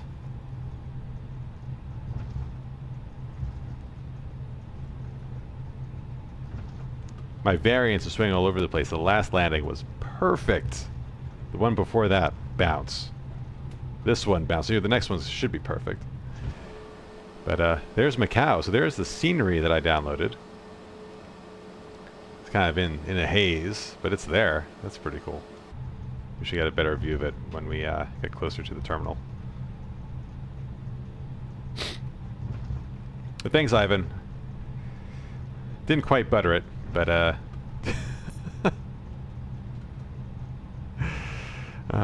hopefully it wasn't quite as bad as like a Ryanair landing. I kind of want to go back and do that over again. That's so frustrating. Alright, here's our taxiway.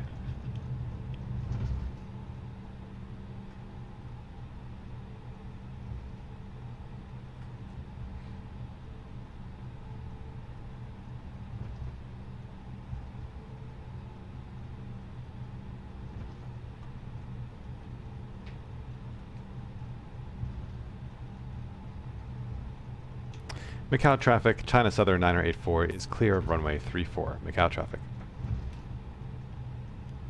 We'll just come to a stop here. Clean up a little bit. Get taxi lights on, landing lights can come off.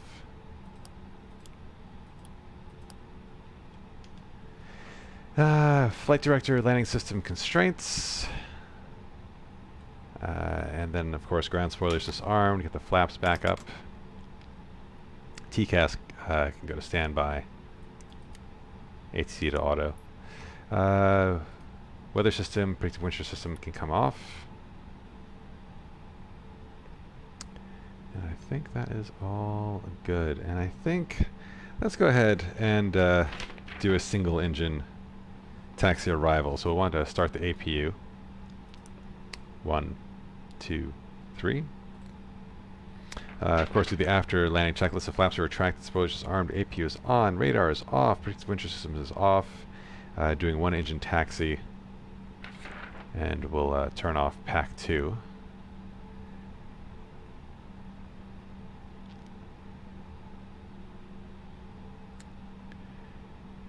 And we'll wait for the APU to become available. And if we can, we'll turn off engine 2. Because we're nice and light and, you know, save a little bit of fuel, a little bit of engine wear.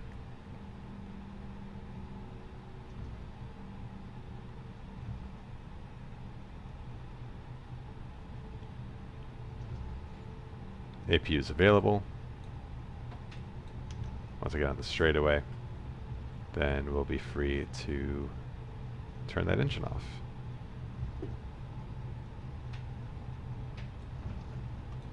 Alright, so engine 2 coming off, and we'll want to turn on the yellow pump.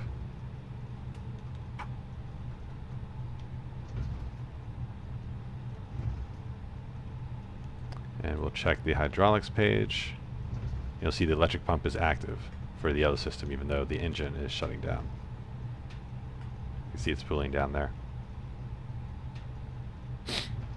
Have to give a little bit of left rudder, it feels like, to compensate for that lack of idle thrust.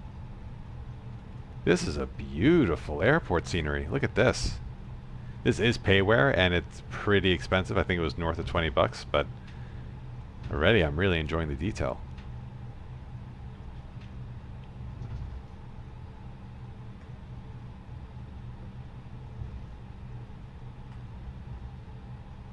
We'll have to do a drone flyover of the city before we shut down tonight.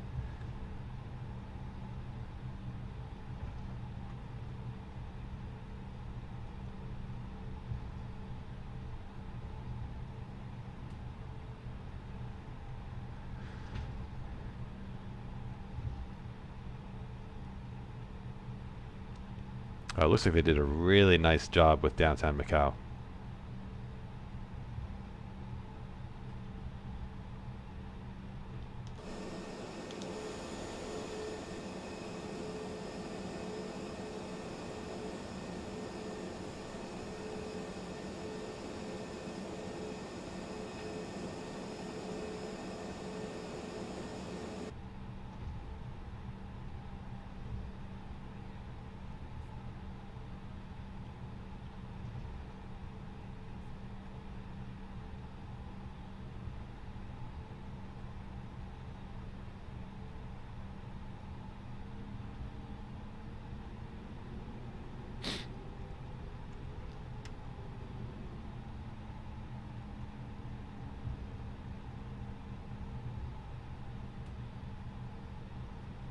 Looking for a parking spot here.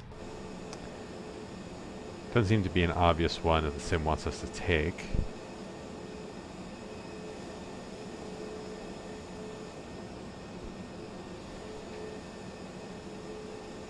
So we'll take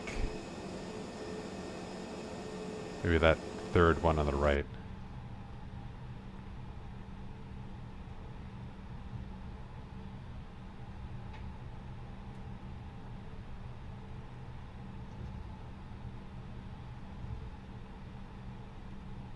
Yeah, so not this one, but the next one. That's 4 Bravo.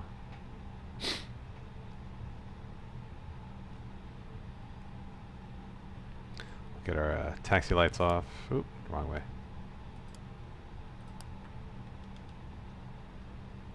Here we go. 6 Bravo.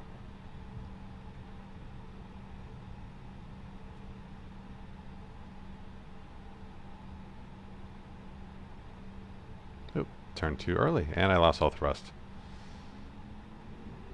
That's what happens when you are not used to taxiing with only one engine. But plenty of room to get nice and straight.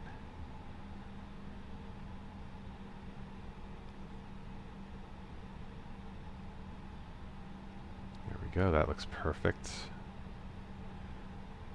Just hop outside so we know when to brake.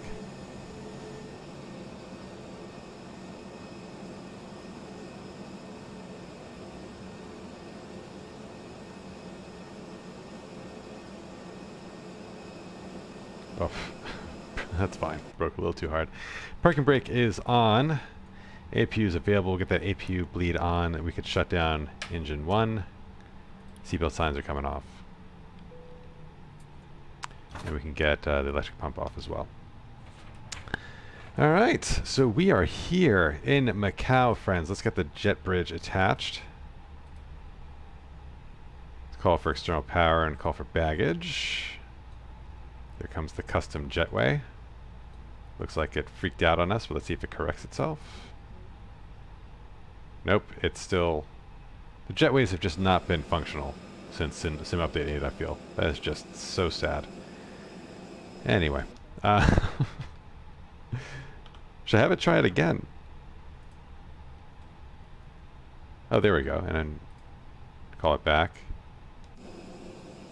And it's the F?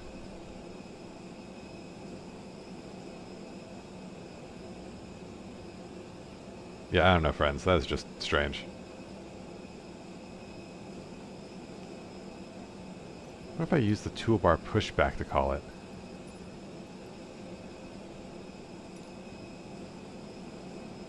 Is it a fly-by-wire thing? 'Cause that looks a lot better.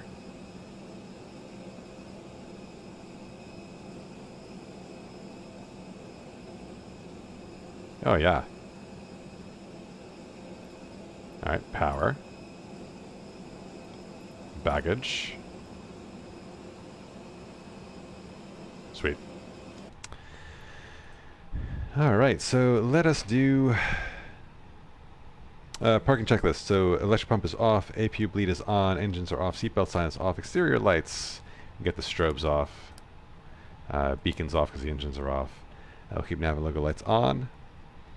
Fuel pumps can come off now. So 1, 2, 3, 4, 5, 6. And parking brakes are on. Parking checklist is complete. So we'll assume that folks are deplaned. We'll get the baggage away, get the cargo door closed.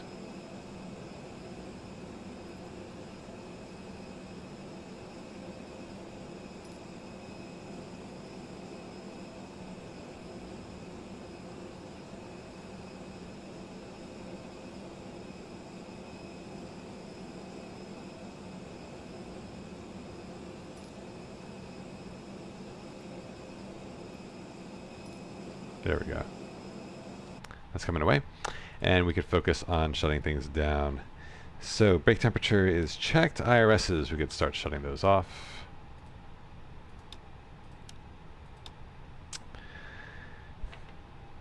Oxygen off. APU bleed off. Packs off. Emergency exit lights. Oh, nope. We'll connect to external power so we can get the APU spooled down. Get these lights down. That all looks good there. We'll get nav and logo lights off now as well since we're shutting things down. APU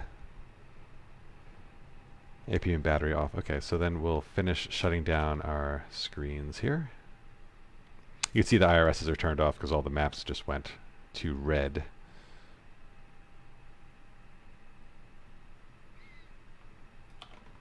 And here as well, we'll just shut these lights down.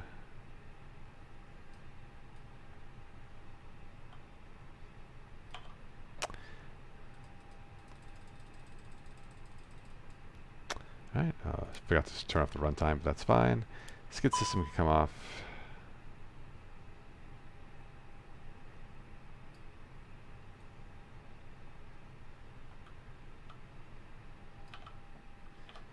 And radios.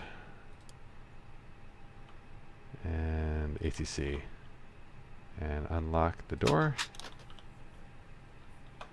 Zero out the rudder trim. And I think we're good. APU is still spooling down. That takes a few minutes.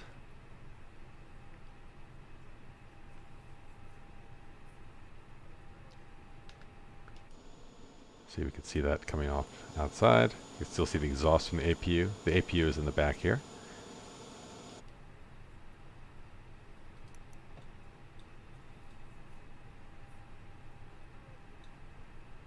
There it goes, APU is down. And we'll go ahead and turn off our batteries and turn off external power. And we're back to cold and dark. And before we call it a night, I'm just going to get that drone cam going. And let's go take a tour of the scenery pack that we've got, because I think it's super cool.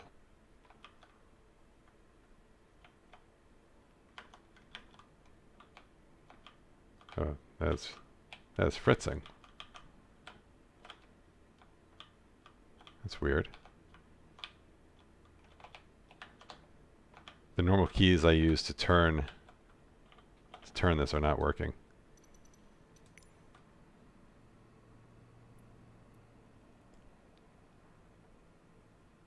Track IR.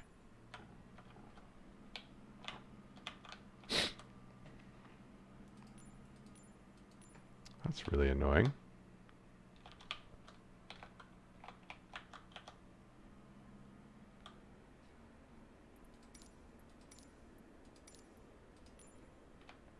Oh, there we go. Must have been the follow mode.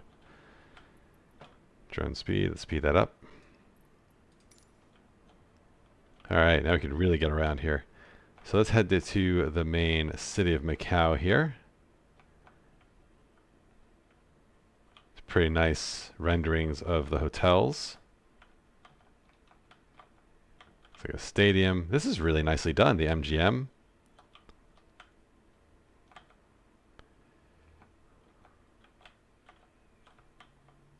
That's a very cool one. Wow. Got Paris, got London. It is definitely like Chinese Vegas. 100%. Let's see what else. This looks nuts. Strip kind of continues down here. This is a very cool looking hotel as well. You can tell there's a bunch of like pools and stuff on the roof. Oh, and this building. That is pretty cool. I think there's something like this in Sanya as well, which is the city we just left. Looks like a racetrack. I've been to the racetracks in Hong Kong. Super popular. Looks like a residential area. Port. Bridge. Let's see the city. I'm not sure if this is inclusive. Oh no, I think this is also part of the scenery pack as well. Wow! Another MGM hotel. But this building, this looks absolutely insane. Look at that. The Grand Lisboa. How have I never heard of this? That is one of the more insane buildings I think I've ever seen.